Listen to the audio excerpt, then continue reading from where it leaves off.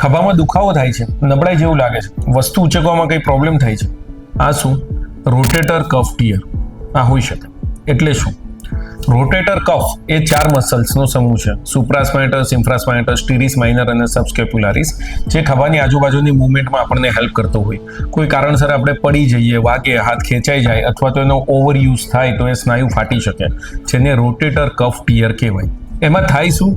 કોઈ વસ્તુ ઉચકવા જઈએ અને અચાનક જ હાથમાં દુખાવો થાય, રાત્રે હાથમાં દુખાવો થાય, નબળાઈ જેવું લાગે, તો આ રોટેટર કફ ટીયર હોઈ શકે. ખબર કઈ રીતે પડે?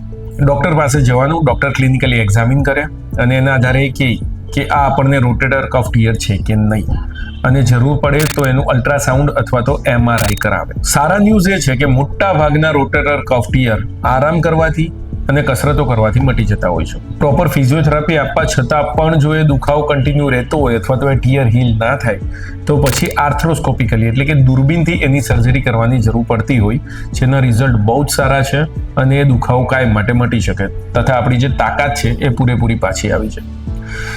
પણ prevention is better than cure. જ્યારે પણ ખભામાં દુખાવો થાય ત્યારે પહેલાં તમારી નજીકના જે ઓર્થોપેડિક ડૉક્ટર છે એની પાસે જાઓ, એનું એક્ઝામિનેશન કરાવો અને જુઓ કે કંઈ ટેન્શન લેવા જેવું તો નથી.